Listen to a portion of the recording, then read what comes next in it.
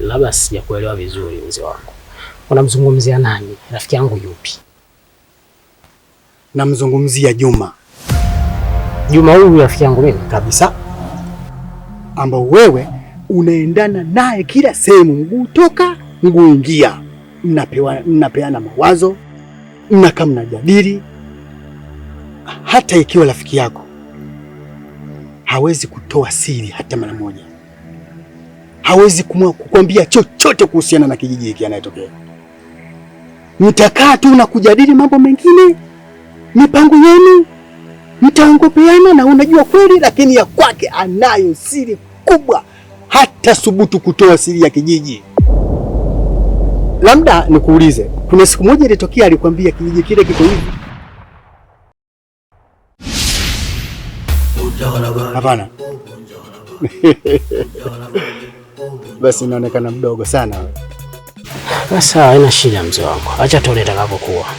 Basi nami pia nipo humo, tuache tusubiri itakavyokuwa, lakini nadhani kwamba wewe hutayaweza. Kama sisi tunayahifadhi moyoni, wewe unaanza kuyatoa kinywani. We Allah. Vipi mapera unatumiaje? Maana hapana mzee wangu. Hapana. Umesikia ukiwa mapera bwana.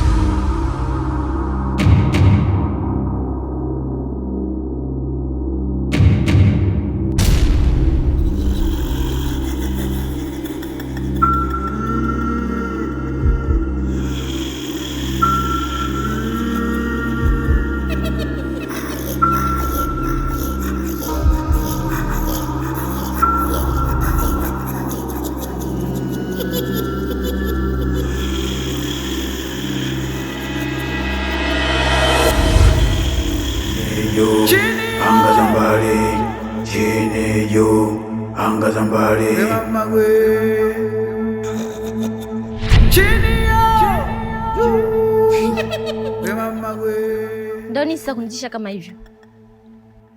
Lakonko, unanistaajabisha sana. Ina maana haukunitambua kwa haraka.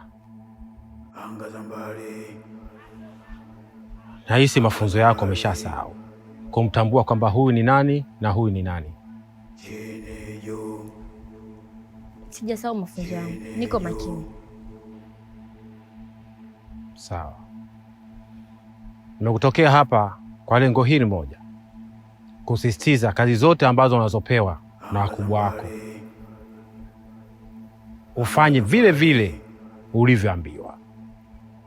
Na kingine, kuna ugeni mkubwa sana unakuja katika hiki kijiji. Ugeni? Ugeni gani huu? Ugeni huu wa Miss Kamanda. Miss Kamanda? Mtoto wa mzee Zuberi wa kiume. Unataka kuniambia huyo ndo bwana harusi? Swadakta, ni huyo huyo. Kwa jina maarufu anayotumia huko mjini, anajiita Kamanda. Ni maarufu sana. Sasa basi, fanya mbinu zako zote Lakonko, na sisi pia tuko nyuma yako, tutakusaidia. Juma, siwezi kabisa kuruhusu hili litokee. Na ninavyochukia hiyo ndoa ya Nuru. Natamani hata sione sura hichi kijiji. Lakonko, endapo tukiruhusu hili, basi malengo yetu yote yatapotea na Nuru ataenda kuishi mjini. Tunatakiwa tulikazie hili Lakonko, kwani hakuna usiku usiokuwa na asubuhi. Na kutakia kazi njema.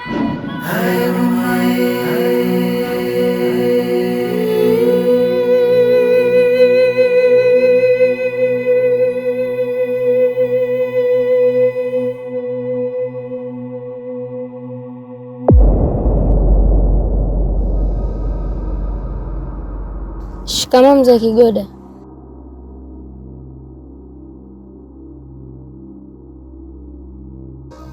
Hazisaidii chochote hizo shikamoo zako. Afu mtoto, mbona unakusi sana wewe? Unatuzibia mambo yetu sisi wewe. Natamba sana na babako, si ndio? Sasa ukiniona unione kama simba. Yaani sikupendi hata kukuona wewe. Pumbavu mkubwa. Unajua sana.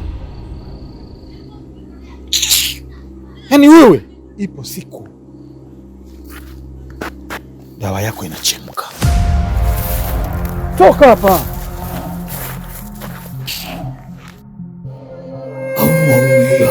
Hatima yangu, hatima ya wana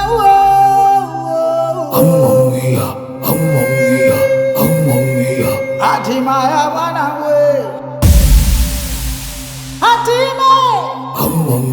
hatima ya mama. Hivyo ndo jinsi ilivyokuwa. Kiukweli shemeji, mimi kwa sasa moyo wangu umekuwa dhaifu sana. Yaani kiasi cha kwamba kuna wakati najihisi mpweke. Inafikia hatua mpaka taarifa muhimu naletewa nikiwa hapa.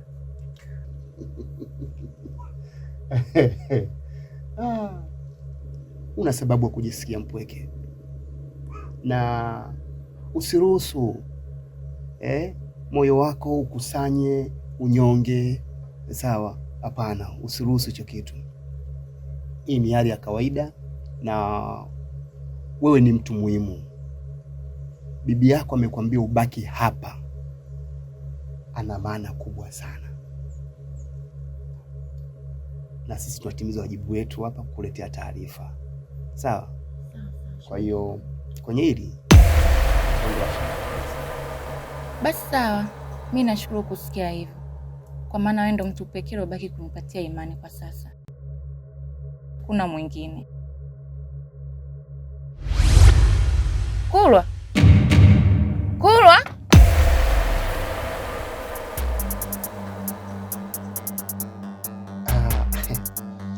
Inaonekana umwamisi sana rafiki zako.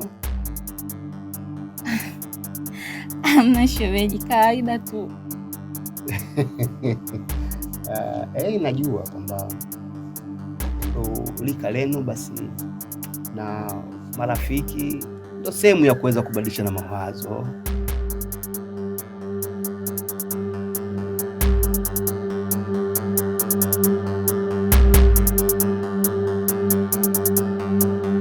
Sasa ndo nini wifi yangu? Uniacha na mabutu nusu alafu yayo. Wewe acha tu wifi yangu. Nilienda wakina Chiliku. Lengo langu ni kaazime Chanuo. Chanuo wapi? Siku zote unanisuka na kijiti. Haya imekuwa jelo kuanza kuzurula. Tatizo wifi yangu wewe kizurule. Wewe na ushanza na gubao kaka. Kwa msubiri kwanza nikupe taarifa za huko. Nilipofika pale mlangoni shoga yangu, nikasikia sauti ya mzee Ramadhani na Chiliku wakiwa wanazungumza. Na wanaongea kwa kunong'ona. Sikusikia hata neno moja. Yaani nilikuwa naangalia tu wanavyoongea. Kunaonekana kuna siri kubwa kati ya mzee Ramadhani na Bi Chiliku. Mbona mambo yanazidi kupamba moto? Ile familia unaijua? Mzee Ramadhani. Kinachonipa wasiwasi shoga yangu, wameniona. Tena ameniita Chiliku, Kulwa, nilichokifanya sijageuka nyuma, nimekimbia. Oho. Mchezo ulikuwa unacheza vizuri kabisa. Umeenda kuharibu kwa kitu kidogo. Unaonwaje wewe? Murua cha pombe we. Murua cha pombe.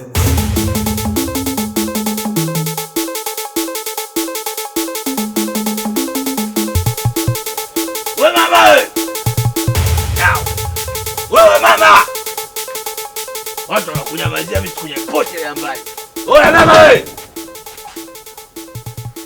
Wewe mama mwenye fungu yako wewe, toka hapo. Mimi nataka nizungumze na wewe. Watu wanakuogopa, mimi sikuogopi.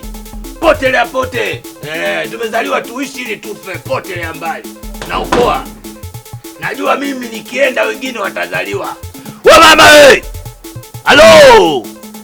Toka nje. Nataka kuzungumza na wewe. Potelea pote kwenye pote, tunaweka pote popote kule. Wewe bi mkubwa, kwanza sio bi mkubwa, bi mdogo. Oh.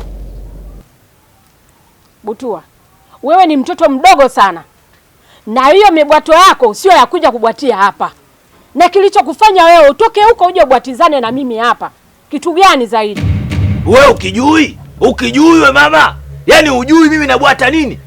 Kijiji hakiko sawa kwa sababu yako wewe. Mambo yako kama yalivyokuwa kwa sababu ya wewe mama. Hebu punguza kidogo, punguza.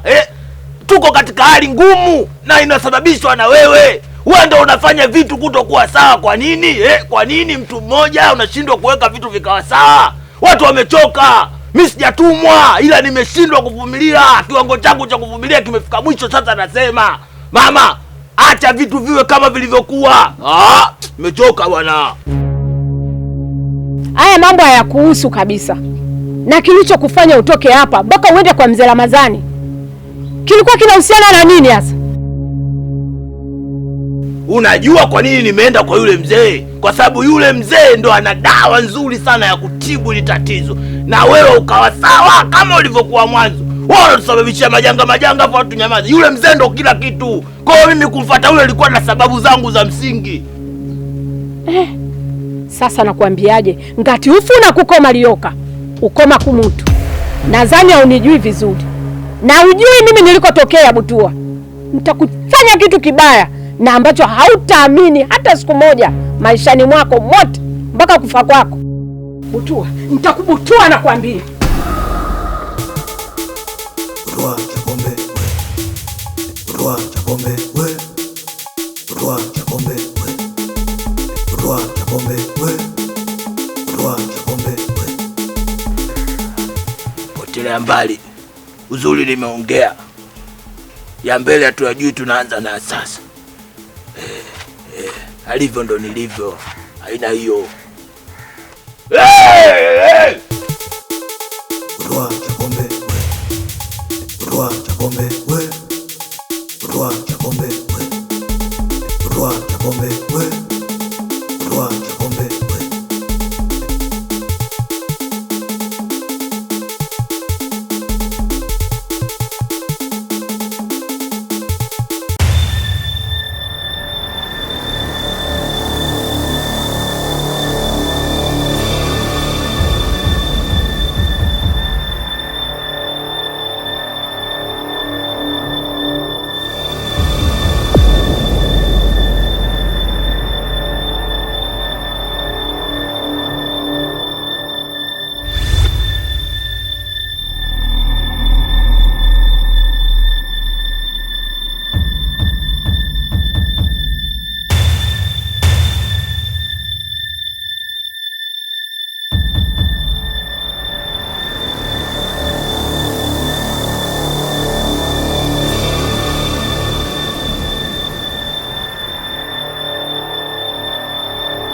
Chini juu, anga za mbali. Chini juu, anga za mbali. Chini juu,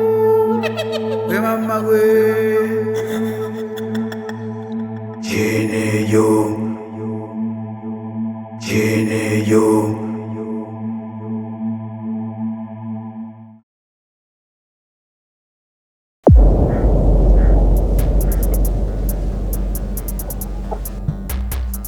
Kaka.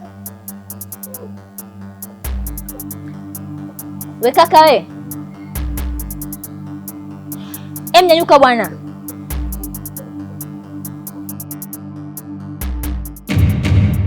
Yaani wewe na mke wako mwishi matatizo kama mbogoso na nyarugusu. Ndio nini kulala nje sasa?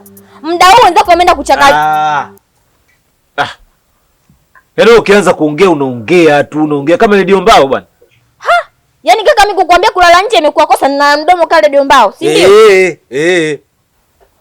Yaani wewe unachoshangaa nini hapa? Unashangaa mimi kulazwa nje katika kijiji kilichojaa uchawi kuliko neema zozote? Haya ni mambo ya kawaida tu, kwa sababu hiki kijiji kila kona uchawi, kushoto uchawi, kulia uchawi, ukienda chooni uchawi. Kwa nini nataka kusema mpaka ugomvi na mtu wako ni uchawi? Uchawi tena uchawi mkubwa sana. Mbona mimi sigombani naye? Kwa kama nyinyi mnagombana kuna uchawi ndani yake. Sasa endelea. Kesho tena. Na?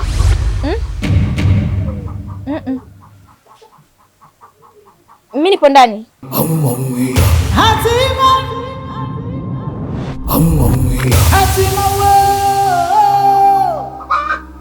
Au kwa sababu nilizungumza na mzee Ramadhani ndio maana yote yananitokea. Lakini haijalishi, mimi sitoacha chochote kile. Yaani mpaka nijue mwisho wa uchawi katika hiki kijiji ni kipi. Hatuwezi kunyamaza bwana, hatuwezi kuvumilia shati bovu wakati mgongo uko wazi.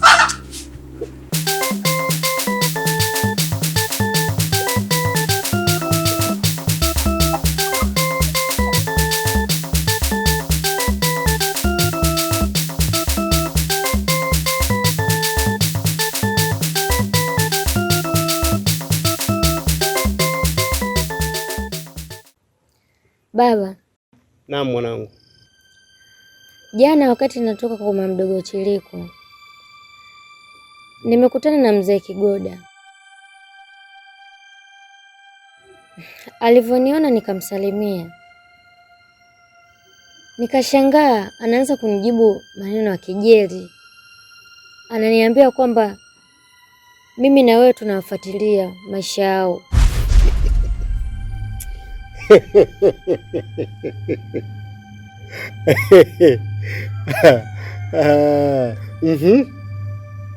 Endelea. Ndio hivyo. Alafu baba, nilikuwa nataka kujua jina la mchumba wangu ambaye anataka kunioa.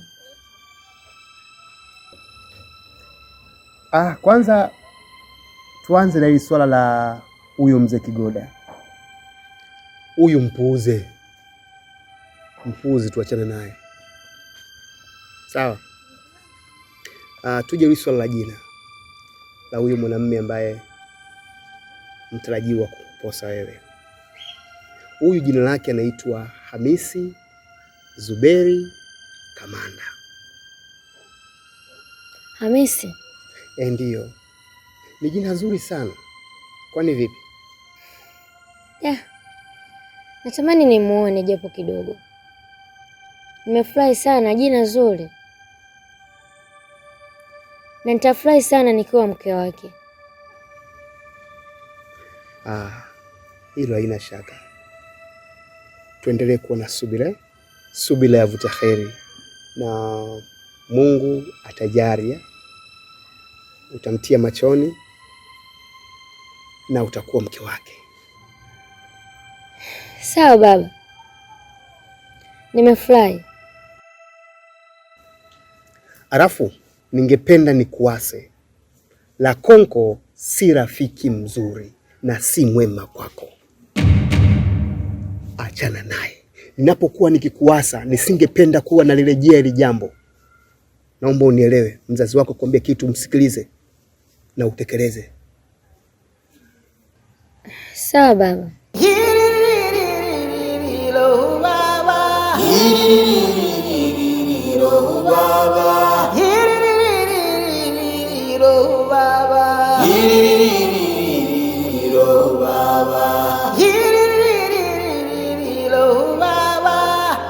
Kijana, umekuja katika kijiji hiki. Naomba mambo ya kijiji hiki tuachie sisi wana kijiji. Tabia ya kupeleleza mambo ya kijiji hiki iwe mwanzo na mwisho. Hilo ni onyo. Sijui umenielewa? Sijakuelewa bi mkubwa, yani umemaanisha nini? Nafuatilia kitu gani? Mbona mitoka nimefika niko na mambo yangu tu. Unasema kwamba haujapeleleza kitu chochote hapa kijijini? Taarifa zako zote ninazo. Ukilala nasikia weti leo Noah kalala kaota. Mara sijui ana mawenge. Nasikia alidondoka kitandani. Yote wewe unayasema. Na hao uliowaambia tayari wameshakuja kuniambia. Sasa nakuambiaje? Ili ni onyo. Naomba usije ukarudia. Ile mimi nikaja sinaongea kitu gani? Yaani mimi kuona maruerue usiku, kupata shida kulala. Nisiwadisia watu, mimi nawaambia watu tu kwamba napitia hali hii na hii na hii. Sasa hapo kosa langu ni lipi? Kusema kwa watu au ni nini? Kama ni hivyo mama, haina shida, mimi nitaondoka, nitarudi zangu mjini, haina shida. Noah, unafurahisha sana. Tatizo sio wewe kuondoka katika kijiji hiki, ila ninakupa onyo. Achana na mambo ya kufuatilia yaliyomo ndani ya kijiji hiki. Labda tu nikuulize, aliyekuambia kama ukiingia katika kijiji hiki unaondoka nani? Nikuambie tu kitu, yaani ukishaingia hapa uwezi ukaondoka. Kamwe abadani uondoki, yaani hata hatua hii uwezi ukapiga.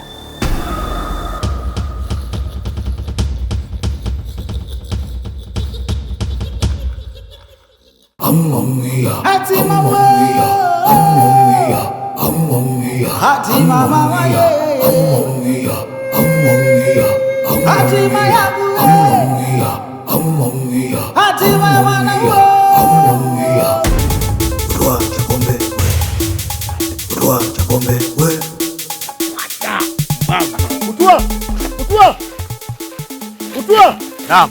Hebu subiri kwanza. Hai. Mzee, haya, kulikoni hivyo? Watu wa mtaa huu wananichukulia mimi poa, wananichukulia baridi, wananichukulia mile. Sasa mimi nataka niwaonyeshe Yaeli ya shati bovu kuliko mgongo wazi, lakini hapa ilipofikia mimi nakata nafunua. Sikiliza. Mimi wewe nakujua vizuri sana kuliko unavyojijua wewe. Na kuelewa vizuri sana. Wewe hukua hivyo. Hizi tabia zenu vijana hizi za kujiamulia maamuzi ya kwenda kutafuta wanawake, ya kwenda kuoa pasipo kusikiliza wazee, pasipo kufuata utaratibu wetu, unakuaje? Ndio haya unakwenda kuyabeba matatizo yake. Mzee, hili sijalisikia. Haya yamenikuta, yani kwa macho yangu. Vijana wanasema macho macho. Nimelala ndani, najikuta nje. Alafu nichukulie baridi, ya nichukulie kama ili mzee mimi naenda kuua mtu. Hala, na wajua vizuri waliofanya hiki kitu, naenda kuua, napiga na garagaza. Sijali chochote, mimi naenda kuua. Sikiliza, ngoja. Maamuzi unayofanya ni mazuri sana. Unaona sasa kama sasa hivi basi ngoja kwanza nisikilize kwa makini. Yaani uamuzi unaochukua wewe ni mzuri sana. Ila kosa lako moja tu. Kwa sasa hivi bado tayari wewe kichwani kushachanganyikiwa. Hizo pombe. Sasa rudi nyumbani. Nenda katulie. Pombe zikishaisha utafanya maamuzi yaliyo sahihi. Kwa sababu sasa hivi unaweza ukachukulia kwamba kosa lolojiona wewe kwako ni kosa, ukafanya maamuzi yanaweza yakawa makubwa sana, ukaja kujilaumu, ama adhabu yake ikawa ndogo sana kuliko kosa lotendewa. Sasa ushauri wangu, rudi kwanza nyumbani, nenda kapumzike. Pombe zikishaisha njoo hivi face to face, mimi na wewe hivi tutazungumza vizuri na nitakushauri maamuzi yako sahihi. Unanijua nafikiri. Ngoonyesha Utumani anapiga kwa heshima yako.